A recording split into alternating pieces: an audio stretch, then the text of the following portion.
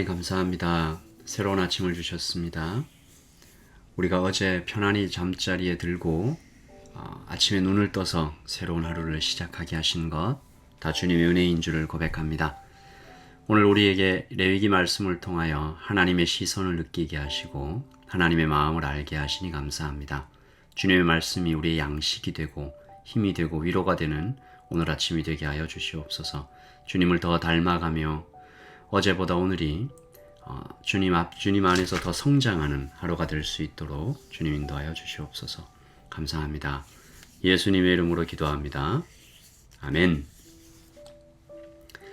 네, 8월 17일 수요일입니다. 우리에게 주신 레위기 26장 1절부터 13절까지 말씀을 함께 보겠습니다. 26장 1절부터 13절입니다.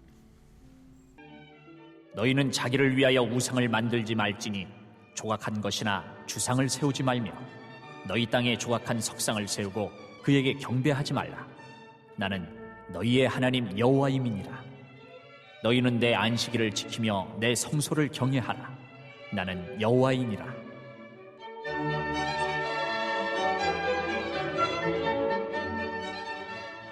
너희가 내 규례와 계명을 준행하면 내가 너희에게 철따라 비를 주리니 땅은 그 산물을 내고 밭의 나무는 열매를 맺으리라. 너희의 타작은 포도 딸 때까지 미치며 너희의 포도 따는 것은 파종할 때까지 미치리니 너희가 음식을 배불리 먹고 너희의 땅에 안전하게 거주하리라. 내가 그 땅에 평화를 줄 것인즉 너희가 누울 때 너희를 두렵게 할 자가 없을 것이며 내가 사나운 짐승을 그 땅에서 제할 것이요 칼이 너희의 땅에 두루 행하지 아니할 것이며 너희의 원수들을 쫓으리니 그들이 너희 앞에서 칼에 엎드러질 것이라. 또 너희 다섯이 백을 쫓고 너희 백이 만을 쫓으리니 너희 대적들이 너희 앞에서 칼에 엎드러질 것이며 내가 너희를 돌보아 너희를 번성하게 하고 너희를 창대하게 할 것이며 내가 너희와 함께한 내 언약을 이행하리라. 너희는 오래 두었던 묵은 곡식을 먹다가 새 곡식으로 말미암아 묵은 곡식을 치우게 될 것이며 내가 내 성막을 너희 중에 세우리니 내 마음이 너희를 싫어하지 아니할 것이며 나는 너희 중에 행하여 너희의 하나님이 되고 너희는 내 백성이 될 것이니라. 나는 너희를 애굽 땅에서 인도해내어 그들에게 종된 것을 면하게 한 너희의 하나님 여호와이니라. 아멘. 하나님의 말씀입니다. 말씀을 한번 읽으시면서 잠시 묵상하시겠습니다.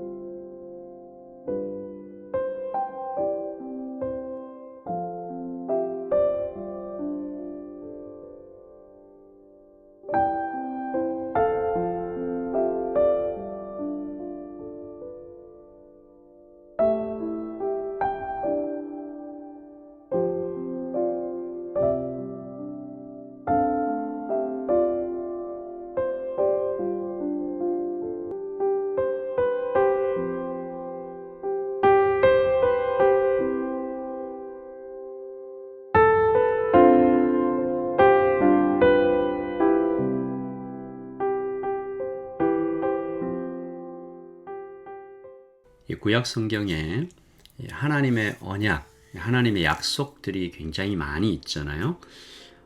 그런데 이 헤세드 언약이라고 불리는 다윗 언약이 세워지기 전에 그 전에 구약 성경에서 나타난 하나님의 약속들은 대부분 이 조건문으로 되어 있습니다. If and then. 너희가 이렇게 하면 내가 이렇게 하겠다 라고 하는 하나님의 조건과 하나님의 약속이 이렇게 같이 붙어 있는 그런 언약으로 되어 있죠. 우리가 신약의 우리 예수님의 사랑, 또 하나님의 무조건적인 그 사랑에 너무 익숙해져 있다 보니까 이렇게 하나님의 조건부 약속을 만나면 뭔가 좀 섭섭한 마음이 들 수도 있습니다. 하지만 우리가 생각을 참 잘해야 됩니다. 하나님께서 사람과 약속을 하신다는 것 자체가 이미 놀라운 사랑인 거죠. 하나님께서 약속하실 필요가 없잖아요. 무한한 힘과 무한한 지혜가 있으신 분께서 지으신 피조물에게 약속을 하셔야 할 이유가 전혀 없는 것입니다. 하나님은 그냥 명령하시면 돼요. 이것을 지켜라.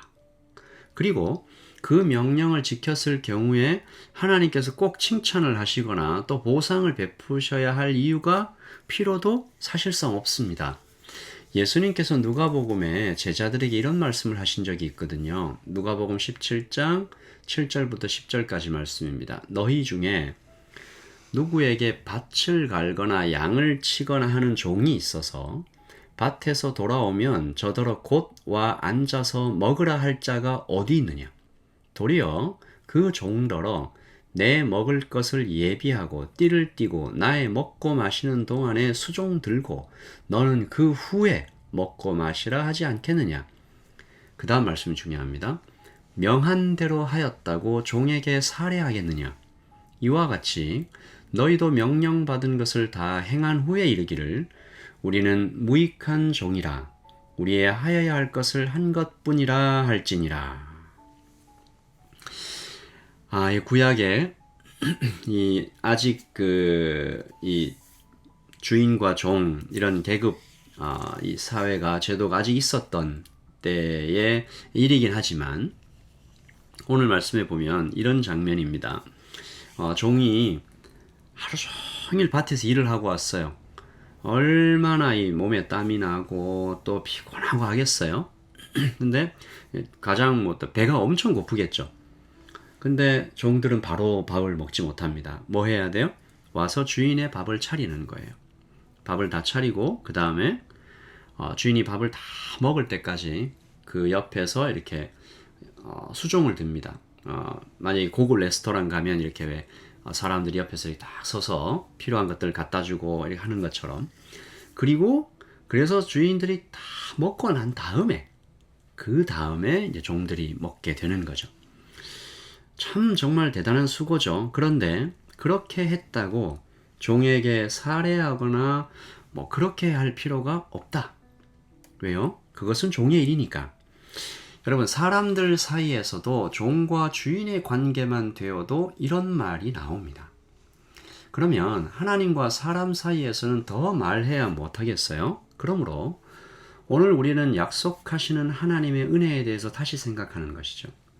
하나님은 사람에게 약속이라는 놀라운 은혜를 베푸신 것입니다. 그리고 그 디테일로 들어가면 더 놀라운데 조건은 무엇이며 그리고 그 조건에 따른 베푸신 보상, 약속은 무엇인가 이렇게 살펴보면 결론적으로 말씀드리면 하나님의 조건은 굉장히 작고 보상은 큽니다. 1절부터 3절까지가 하나님의 조건이어서 이거 지켜라. 그리고 4절부터 13절까지가 약속하신 보상이에요. 이 분량만 봐도 차이가 많이 나죠. 하나님의 조건은 이런 것이었습니다. 우상을 세우지 마라. 안식일을 지키라. 규례와 계명들을 지키라. 그리고 보상은 4절부터 13절까지 쫙 나열하여. 이 보상은 크게 세 가지로 나눌 수 있는데 물질적인 풍요, 그리고 정치적 군사적 안정, 그리고 영적인 임재. 하나씩 좀 살펴볼게요. 하나님은 각 축복마다 상징적인 의미의 그림도 이렇게 하나씩 보여주시는데 먼저 물질적 축복요. 4절에 하나님의 이 조건을 지키면 내가 너희에게 철 따라 비를 주리니 땅은 그 산물을 내고 밭의 나무는 열매를 맺으리라. 아멘. 그렇게 하고 나서 5절에 한 그림을 보여주시는데 너희가 음식을 배불리 먹고. 사람이 배가 충분히 부를 때까지 넉넉하게 먹게 되는 이 물질적인 축복 하나님께서 약속하십니다. 둘째, 정치 군사적인 축복이잖아요. 6절. 내가 그 땅에 평화를 줄 것인즉 너희가 누울 때 너희를 두렵게 할 자가 없을 것이며 내가 사나운 짐승을 그 땅에서 제할 것이요 칼이 너희의 땅에 두루 행하지 아니할 것이며. 여기엔 또 어떤 그림이 있을까요?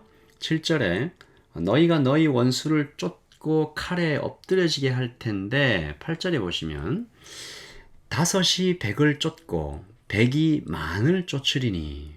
그러니까 5명이 100을 이기는 거죠.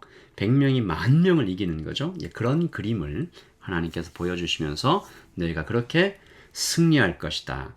정치적으로 군사적으로 굉장히 부강한 나라가 될 것이다. 그리고 마지막 영적인 임재입니다. 11절이죠. 내가 내 성막을 너희 중에 세우리니 내 마음이 너희를 싫어하지 아니할 것이며. 성막을 세우겠다라는 말씀은 그 안에 거하겠다. 싫어하지 않겠다라는 말씀은 절대로 떠나지 않겠다라는 말씀이죠. 항상 이스라엘과 함께하겠다.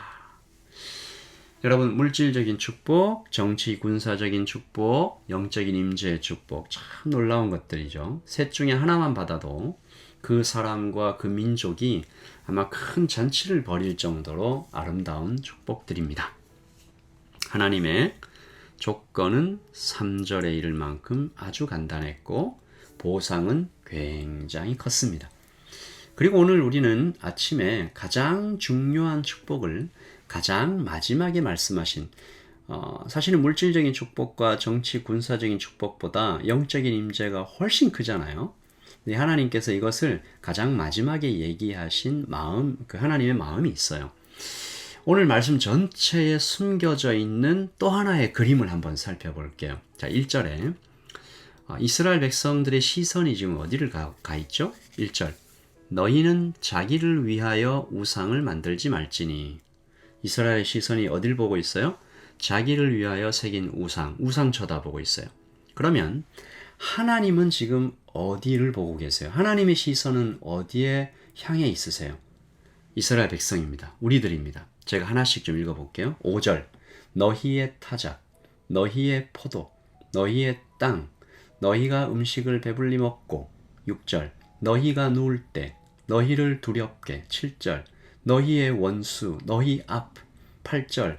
너희 대적, 너희 앞.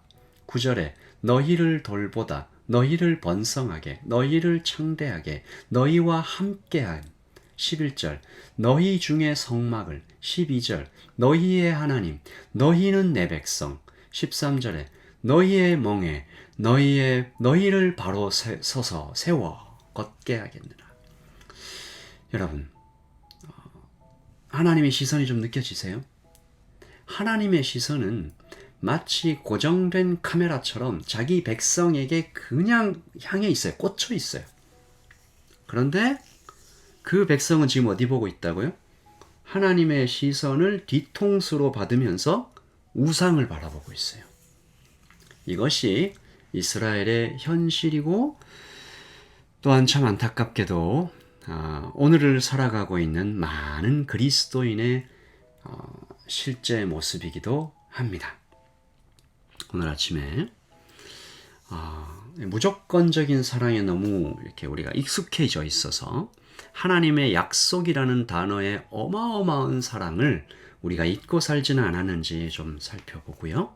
그리고 무엇보다 중요한 것, 하나님의 시선이 지금 내 뒤통수에 꽂혀 있는지 아니면 나는 그분의 얼굴을 바라보며 그분의 시선과 나의 시선이 마주보고 있는지 오늘 좀 확인하면서 하루를 시작하기를 원합니다. 요한계시록에 보면 라오디게아 교회를 향해서 하나님께서 내가 문 밖에 서서 두드리노니 이렇게 돼 있잖아요. 그때도 문 안에 있는 그리스도인들의 시선은 TV 보고 있는 것 같아요. 이렇게 귀에 뭐 꽂고 하나님께서 문 두드린다고 이게 손에 피가 날든 말든 다른 일을 하고 있는 것 같아요. 우리 그렇게 살아가는 그리스도인 되지 마시고 늘 하나님과 눈과 눈을 마주보며 걸어가는 약속이 얼마나 풍성한 사랑인지 그리고 하나님의 시선이 얼마나 우리에게 지극히 향해 있는지 확인하는 오늘 하루가 되기를 소원합니다. 우리 하나님 참 좋으신 분입니다. 우리 그렇게 기도하면서 하루를 시작하겠습니다. 기도하겠습니다.